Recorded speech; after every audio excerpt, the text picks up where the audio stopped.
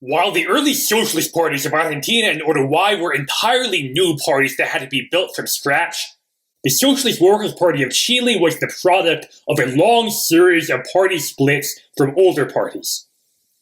It was founded in 1912 by breaking away from a small party called the Democratic Party. The Democratic Party, in turn, had split off from the Radical Party back in 1887, and as you might recall from earlier videos, the Radical Party itself had split off from the Liberal Party back in the 1860s. So in this way, Chile's Socialist Workers' Party is sort of a distant descendant of some of the elite parties that we have covered much earlier in this series. The upshot of this is that the Socialist Workers' Party is born with a basic party structure and a network of experienced party activists. And this enables the party to bypass the early stages of party building and turn its attention to other matters much earlier than its counterparts in Argentina and Uruguay did. The man who led the 1912 split was a typesetter and journalist named Luis Emilio Recabarren. Recabarren had joined the Democratic Party when he was 18, and he steadily worked his way up through the party's ranks over the following 12 years. In 1906, he received the Democratic Party's nomination for Congress, and he won his election later that year, but he never assumed his seat in the end. As an atheist, he refused to take the oath of office since the wording of the oath required him to affirm a belief in God. The Congress voted to take away Recabarren's seat, and Recabarren had to flee to Argentina in order to escape a prison sentence. Once in Argentina, Recabarren gets involved in the Argentine Socialist Party, which is still a mostly working class and laborist party at this time. He also travels to Europe, where he meets many of the giants of the European socialist movement, including Pablo Iglesias and Jean Grez. When he finally returns to Chile in 1908, he rejoins the Democratic Party with the goal of transforming it from within and turning it into a labor party. However, he quickly finds that most of the people in the party have zero interest in the labor movement. The Democratic Party is essentially a progressive reformist party. It was the first party in Chile that went out of its way to mobilize workers as an electoral base, but the party's primary concern is institutional reform rather than economic and social transformation. The party does not want to overthrow capitalism or even create a better organized working class. Its goal is to democratize the political system and make capitalism more palatable to the general population by tweaking it around the margins. Recabarren might have shared these goals back when he was a Democratic Party activist in his youth, but his politics have moved decisively to the left during his time in exile. Recabarren now believes that there must be a complete rupture with the capitalist system. He is no longer satisfied with the piecemeal, cosmetic changes that the Democratic Party is offering, and he believes that the entire system must be discarded altogether and replaced with something better. Recabarren also differs from the rest of the Democratic Party on the question of how the working class should be organized. Most of the Democrats want to mobilize workers as an electoral constituency, but they are more skeptical of union organizing. By contrast, Recabarren recognizes that a strong labor movement is essential for his political project. After spending time in Argentina and Europe, he recognizes that Chile's labor movement is still very weak and fractured by comparison, and he believes that the party ought to focus its attention on labor organizing. Recabarren is also critical of the Democratic Party's broader electoral strategy. By the early 1910s, Chile's party system had divided into two main multi-party blocs: the Liberal Alliance of the Democratic and Radical parties along with the more progressive faction of the Liberal Party, and the Coalition, which consisted of the right-wing liberals and all of Chile's other elite parties. In Recabarren's view, the Democratic Party's cooperation with the liberals is completely counterproductive. If you really want to democratize Chile, then why on earth are you in bed with this fundamentally corrupt elite party that has been the biggest obstacle to political reform in Chile for the last 4 decades. Recabarren ultimately fails to convince the Democratic Party leadership to move in a more radical direction, but he is able to persuade many of his comrades in his local Democratic Party section in the city of Iquique, the capital of the northern mining province of Tarapacá.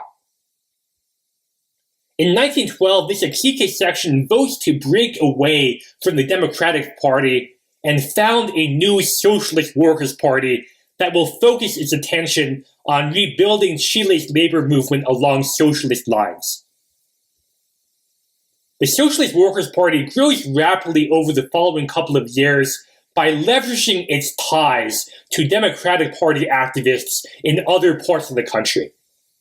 It is able to convince other Democratic Party sections to break away and join the Socialist Workers Party, and it also absorbs some independent local socialist groups, such as a regional socialist party based in the far south of Chile. By the mid-1910s, the Socialist Workers Party has become a federation of local Socialist Party organizations that now spans most of the country. As a descendant of the Chilean Radical Party, the Socialist Workers Party has inherited several aspects of the radical organizational model, including its system of local party organizations based on municipal-level assemblies and its inclusive and non-sectarian approach to party building. Although the Socialist Workers Party defines itself as socialist, its early membership base contains many anarchist and progressive reformers as well, along with a diverse mix of miners, artisans, middle-class professionals, and even a few small-scale merchants. It does not really matter who you are or what you believe. As long as you are committed to labor organizing, you are welcome in the Socialist Workers Party. During the early 1910s, the party directs its activists to found dozens of new labor unions throughout the country, mostly in sectors and places of work that the earlier anarchist labor movement had failed to organize. One of the party's first major victories is the unionization of a major sugar refinery in Viña del Mar, where previous waves of labor organizers had failed to make much headway. However, the party's most important constituency is always the miners of northern Chile, and it is in this mining sector that the party sees most of its greatest successes in union building.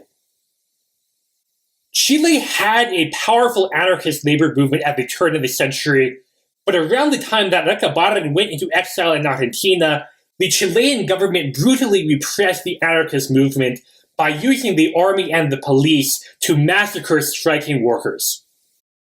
The largest and most infamous of these massacres actually occurred in the same city where the Socialist Workers Party would later be founded, the city of Iquique, where the army had broken a strike by firing machine guns into the crowd, killing around 3,000 workers and their families. Because of this repression, the anarchist labor movement in Chile is still in the process of rebuilding itself at the time when the Socialist Workers Party is founded in 1912, and this gives the Socialist Workers Party an opening that the socialist parties of Argentina and Uruguay never really had. The Socialist Workers of Chile do not face the same degree of competition as their Argentine and Uruguayan counterparts did, because the anarchist organizations in northern Chile have already been largely annihilated by the government, and the main anarchist-led labor federation in Chile had been dissolved at the height of this repression in 1907. The largest labor federation left standing by the 1910s is a much more moderate organization called the Workers Federation of Chile, or the FOCh. The FOCh was founded not by anarchists, but rather by a conservative activist named Paulo Marin. The FOCh was tolerated by the state authorities mostly because it was just a big mutual aid society that avoided any forms of direct action. It had a policy of not engaging in strikes, and it tried to be a non-partisan and apolitical organization. Both the anarchists and the socialist workers criticized the FOCh for being a tool that the elites used to channel workers' discontent into ineffectual forms of unionism that posed absolutely no threat to the capitalist system. And for this reason, the Socialist Workers Party initially tried to avoid having anything to do with the FOCh. But around the year 1915, the party leadership changes course and it decides to embark on a multi-year campaign to take over the FOCh and reorient it towards socialism. The Socialist Workers' Party's strategy hinges on the fact that the early FOCh was based primarily in the urban areas of central Chile, while the territorial stronghold of the Socialist Workers' Party was the mining towns of the northern provinces. As a result, the Socialist Workers' Party has a ton of unions in places where the FOCh does not. And the socialist workers gain influence within the FOCh by establishing new FOCh sections in the north that will be controlled by socialist activists. Because the Socialist Workers' Party controls these sections, it also controls the delegates that these sections send to the FOCh's national conventions. By 1919, the Socialist Workers' Party now controls a majority of the delegates of the convention, and it places members of the party in all of the FOCh's most important leadership positions, while the party's founder, Recabarren, becomes the president of the FOCh. But the Socialist Workers' Party goes one step further, and it does the thing that the Argentine socialists had refused to do with the CGT in the 1930s. The Chilean party turns the FOCh into the labor arm of the Socialist Workers' Party. The two organizations become so closely intertwined that being a FOChista becomes virtually synonymous with being a socialista, and vice versa. After 1919, the party and the FOCh enter into a symbiotic relationship. The party helps build the labor organization further, while the FOCh channels its members into the Socialist Workers' Party, and newly unionized workers are automatically inducted into the party. Later on, when the Socialist Workers' Party faces greater levels of state repression, the FOCh also helps provide cover to party activities by allowing the Socialist Workers' Party to portray its party work as ordinary union organizing. The Socialist Workers' Party briefly becomes more engaged in electoral politics after 1920, when the populist liberal politician Arturo Alessandri Palma is elected to the presidency.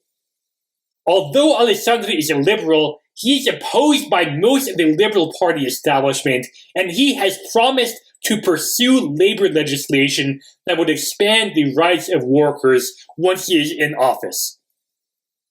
Recabarren and the other members of the Socialist Workers' Party leadership do not like Alessandri very much, but they recognize that he might be a useful ally if he actually follows through on his campaign promises. For the following year's congressional elections, the Socialist Workers' Party agrees to enter into a sub-alliance with the Radical Party and Alessandri's wing of the Liberal Party for the purpose of defeating the right-wing opposition to Alessandri's government. Thanks to this electoral pact, the first two Socialist Workers politicians get elected to Congress in this 1921 election. The party's leader, Recabarren, is elected as the representative of Antofagasta, while another party member named Luis Cruz Stegmans is elected to represent Tarapacá. So now the Socialist Workers' Party finally has congressional representation. We saw in the last two videos that the election of Palacios in Argentina and Frugoni in Uruguay had helped raise the national profiles of the socialist parties based in those two countries. But the Chilean socialist workers politicians have a much more disappointing experience in Congress in the early 1920s. They realized pretty quickly that the Chilean Congress is so hopelessly gridlocked that there is very little that they can actually accomplish there. The Socialist Workers' Party also becomes alienated from Alessandri's government after the labor legislation stalls in Congress and the government reverts to its traditional strategy of repressing organized labor. The Socialist Workers Party's disillusionment with parliamentary politics and with Alessandri's government reinforces a major shift in the party's strategy and identity in the early 1920s. By the time that Recabarren's term in Congress ends in 1924, his party will no longer call itself the Socialist Workers Party. It will now be known by a different name: the Communist Party of Chile.